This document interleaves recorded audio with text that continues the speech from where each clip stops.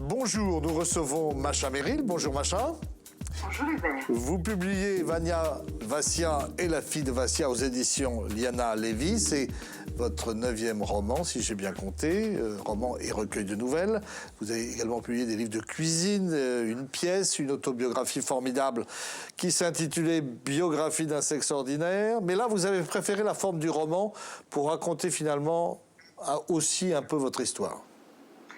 Vous savez, quand on vieillit, on est atteint d'une sorte d'obligation de franchise. Et en ce qui me concerne, ma franchise est passée par mes origines. Il y avait aussi que mon mari, Michel Legrand, il me tannait chaque semaine. Il me disait, alors tu as trouvé ton sujet, tu sais ce que tu vas écrire. Il voulait que j'écrive un grand livre, un livre important et un livre que j'avais en moi depuis très longtemps.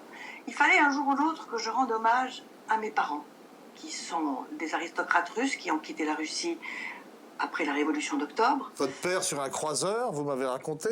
Absolument, il est parti d'Odessa, c'était le dernier croiseur qui partait, qui était d'ailleurs plein de gens, de civils qu'ils ont pu sauver à la dernière minute. Et puis ma mère, très aventureusement, elle est partie en traversant le Dniestre à la nage pour aller rejoindre des parents lointains qui étaient en Allemagne. Et puis ils se sont retrouvés sur la Côte d'Azur, ils se sont mariés, ils étaient cousins. Et donc, moi, je suis née de parents déjà naturalisés français. Parce que mon père, il disait, il y en a pour 100 ans. C'est pas tout 100 ans avant qu'on en ait fini du bolchevisme. Voilà.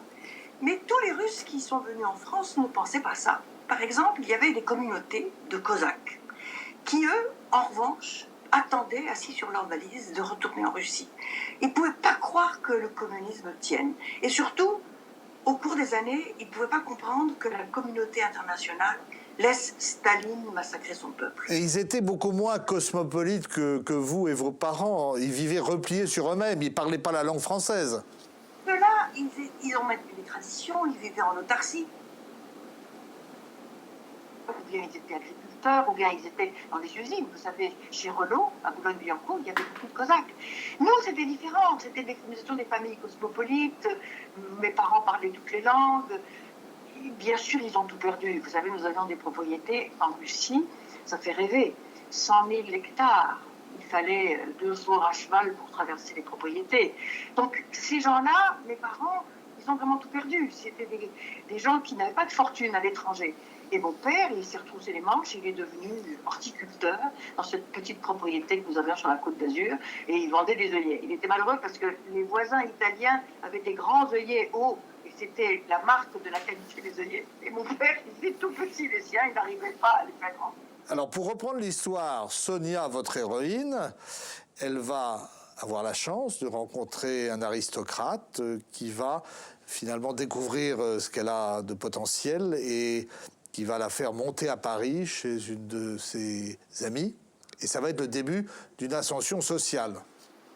Alors écoutez, j'en ai marre qu'on dise que la France, que l'ascenseur social ne marche plus en France. Parce que je suis l'exemple même, moi personnellement, de cela. J'ai pas pu faire d'études, moi, parce que le cinéma m'a attrapé très tôt. Quand j'avais 16 ans, 17 ans, j'ai fait mon premier film. Mais après, par la suite, j'ai pu vraiment faire une carrière formidable. J'ai reçu la Légion d'honneur. Ma mère était très fière parce qu'une génération, et déjà, la France nous a accueillis.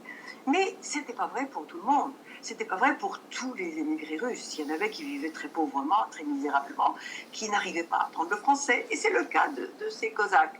Alors, cette histoire-là, c'est un peu la mienne quand même. Hein. C'est-à-dire, cette héroïne, moi, dans mon enfance, nous avions des amis de bonne famille en France qui m'accueillaient pour les vacances parce que la pauvre petite princesse, elle n'a pas d'argent pour partir en vacances. Alors, nous avions... Et donc, j'ai voulu un petit peu raconter l'histoire de ces personnes de bonne pensée qui ont aidé les petites émigrées comme moi. Et puis, il y a la rencontre aussi avec les hommes, avec des hommes qui vous ont tous apporté quelque chose. Bon, plus connu, c'est Jean-Luc Godard, qui incarna la Nouvelle Vague, et vous avez été une des héroïnes de cette période de foisonnement cinématographique intense. Vous savez, Hubert, moi, je suis une femme de ma génération. Alors, j'ai vécu avant la pilule et après la pilule. Disons, avant 68 et après 68. La pilule, c'est avant, hein, c'est 66. Mais donc, je suis une femme de mon temps, avec cette extraordinaire émancipation qui a bouleversé le siècle. Je pense d'ailleurs, moi, que 68, c'est un mouvement féminin, avant toute chose. Et donc, j'ai vécu cette chose-là, je voulais le transcrire dans mon livre. C'est-à-dire que nous avons, nous, ma génération, progressé à travers les hommes que nous avons connus. Parce que c'était autorisé. Donc, toutes les belles histoires d'amour que j'ai eues, qui n'étaient pas la grande histoire que j'ai eue avec Michel et qui était la définitive, le grand amour. Mais toutes les autres histoires, moi je suis reconnaissante à tous les hommes que j'ai rencontrés parce qu'ils m'ont fait la femme que je suis aujourd'hui. Autrefois, ce n'était pas permis. Une femme n'avait pas le droit d'entreprendre des histoires qui ne seraient pas pour toujours. Vous avez été très libre, sauf avec Michel. Michel Legrand, vous l'avez rencontré à Rio, vous n'étiez pas libre et vous avez mis 30 ans pour vous retrouver. 50, mon ami, 50. Je l'ai connu en 64. Il était marié, il avait 2 enfants, dont un en bas âge. Et nous savions que c'était le grand amour. Mais nous savions que ce n'était pas possible. Parce que moi, je ne suis pas une voleuse de mari, puis de toute façon, il ne l'aurait pas supporté de quitter sa famille sous prétexte que c'était le grand amour avec moi. Donc, on a dit non. On a dit, avec beaucoup d'honnêteté, dans une autre vie. Eh bien, cette autre vie, elle est arrivée 50 ans plus tard. Il était libre, j'étais libre. On s'est retrouvés et on a pu quand même vivre ces dernières années ensemble. Heureux et aimant. Je reviens au Cosaque. J'ai un lecteur du Télégramme, M. Fange Guillemin, ancien professeur d'histoire, qui s'étonne finalement de cette glorification des Cosaques qui se sont retournés traîtreusement, dit-il, contre leur pays d'accueil et se sont, dit-il, honteusement distingués par leur énergie et leur cruauté pour écraser les résistants, aussi bien gaullistes que juifs et communistes, et en particulier dans les Balkans. Alors qu'est-ce que vous lui répondez à Fange Guillemin, boulevard des Français libres à Brest? Alors, tout ça n'est pas exact. Les Cosaques étaient extrêmement reconnaissants à la France de les avoir accueillis et au contraire, ils étaient de grands fidèles républicains. Mais ils ont espéré follement que Hitler les libère du bolchevisme. Donc, il s'est formé, en effet, une armée qui s'appelle l'armée Vlasov en Allemagne, qui a rejoint la Wehrmacht et est allée combattre des Russes dans les Balkans. Mais pas en France. En France, ils étaient tout à fait tranquilles et silencieux. D'abord, ils ne voulaient pas faire de vagues. Ils étaient pauvres. Ils ne voulaient surtout pas qu'on les remarque. Et puis, ils avaient, vous savez, les Cosaques, c'est un ordre militaire. Donc, c'était des gens qui avaient l'honneur chevillé au corps. Ils ne voulaient surtout pas déranger le pays qui les avait reçus. Alors, ils ne faisaient pas de grève dans les usines. Ils étaient extrêmement obéissants et très recherchés comme ouvriers, justement à cause de tout ça. Donc, votre lecteur, auditeur breton n'a pas tout à fait raison. C'était au contraire des gens extraordinairement fidèles à la France. Et quel regard portez-vous aujourd'hui sur la Russie de Poutine? Vous conservez un lien très étroit avec la mère Russie. Vous d'ailleurs, vous êtes la présidente du Festival du film russe de Paris-Île-de-France qui s'est tenu début mars. Il y a eu beaucoup de films tout à fait remarquables qui ont été présentés. Vous savez, Poutine, il a réhabilité l'orthodoxie. Et aussi les Cosaques. Sauf que là-bas, c'est un peu des Cosaques d'opérette, enfin.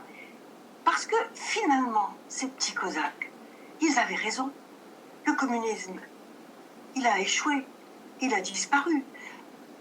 Donc, cette bataille qu'ils ont menée contre Staline, ils étaient d'ailleurs horripilés que la communauté internationale ne fasse rien contre les massacres de Staline. Vous savez, 27 millions de morts. Les déportations, les goulags. Il y avait des alertes. Solzhenitsyn, Kravchenko, plein de gens qui venaient nous dire. Et toutes les intelligentsias européennes étaient communistes, étaient de gauche. Donc en France, c'était malvenu de dire que Staline était un criminel. Maintenant, on peut le dire. Et donc, mes petits Cosaques, finalement, ils ont eu gain. Mais dites-moi, Macha, malgré vos débuts difficiles, vous êtes une enfant gâtée, vous avez connu les 30 glorieuses, maintenant on parle plutôt des 30 piteuses. Comment vous avez trouvé Macron l'autre soir à la télévision? Ah, écoutez, moi je suis une fan absolue. Je pense que c'est un grand homme d'État. Je pense que son discours était non seulement extraordinairement humain et juste, mais en plus de ça, il coupait la tête à toutes les critiques possibles. Et je pense vraiment qu'on a une grande chance d'avoir cet homme au pouvoir. Maintenant, alors vous allez me dire, je suis peut-être comme ça, amoureuse de ce jeune chef d'État si entreprenant. Mais qu'est-ce que vous voulez qu'ils disent d'autre que ce que la science ne sait pas? Donc moi, je l'ai trouvé admirable d'honnêteté, de franchise et d'optimisme pour la France. Comment? Je crois comme lui, je vais vous dire 3 choses. 1, la France va se ressouder, parce qu'on est tous à la même enseigne. Face à la santé et face à la mort, on est tous pareils. Et donc là, j'espère vraiment que les polémiques vont un petit peu se calmer. Et puis deuxièmement, on va arrêter de s'embrasser sans arrêt. Écoutez, ça, c'était pas possible. Je sais pas ce qui avait saisi la France avec ces bisous. Vous savez, moi, je vais dans des salons du livre et on me pousse les enfants. On dit, allez, vous faites un petit bisou. Mais pourquoi est-ce qu'il faut faire des petits bisous? D'ailleurs, les enfants... Mais vous qui adorez voir du monde, vous êtes très mondaine, vous connaissez la terre entière. Comment vous faites confiné? Vous êtes où, là, d'ailleurs, en ce moment? Ben, je vous parle, vous voyez. Donc, il y a des moyens de se déconfiner quand même. Et puis, peut-être qu'on avait un peu besoin de revenir à des valeurs personnelles, un petit peu se replier sur soi et réfléchir qu'est-ce qui compte vraiment, qu'est-ce qui est essentiel. Alors, surtout, pour revenir à Macron, il a amorcé cette chose qui est une réflexion mondiale. Il faut revisiter la mondialisation. Et chez nous, il faudra relocaliser certaines industries de première nécessité. Et je crois qu'on va en prendre le chemin. Et ça, croyez-moi, ça n'est ni de droite ni de gauche. C'est tout simplement du bon sens et de la survie. Voilà. Donc vous êtes résolument optimiste, vous ne trouvez pas que cette crise sanitaire a été gérée en dépit du bon sens et que on ment aux Français sur les masques, sur les tests Mais tout le monde a menti, tous les pays du monde, ils n'avaient pas de masque nulle part. Non, je pense au contraire que, vous voyez, on a été admirable. Notre corps médical est formidable. Ces transferts de malades dans une autre région, j'ai trouvé ça, moi, d'une beauté et d'un courage extraordinaire. Solidarité. Ah oui. Et puis, la France, c'est quelque chose, vous savez. C'est pas un petit pays. Et justement, mes petits Cosaques, ils le savaient. On a parfois l'impression que les étrangers, et vous au départ vous êtes étrangère, même si vous avez été naturalisée française, aiment plus la France que les Français. Ah, ça c'est peut-être vrai, parce qu'on sait comment c'est ailleurs. Vous savez, moi j'ai vécu quelques années en Italie, je ne voudrais pas être en Italie maintenant. Hein. Et puis, il y a aussi quand même une espèce de sens logique en France. On n'est pas léger. C'est pas un peuple absurde. Et donc, je crois vraiment que toutes les petites polémiques d'avant, puis vous savez, on a la chance de voir enfin apparaître des visages nouveaux, tous ces médecins, ces chercheurs. Ça, c'est la vraie France. C'est des gens magnifiques. Merci Macha, je vous souhaite une bonne fin de confinement dans votre propriété du Loiret, qui était celle de Michel Legrand, et où il y a d'ailleurs une communauté cosaque non loin de là. Absolument. À Montargis, ils étaient dans une usine qui s'appelle Hutchinson, qui faisait des pneus et des bottes en caoutchouc.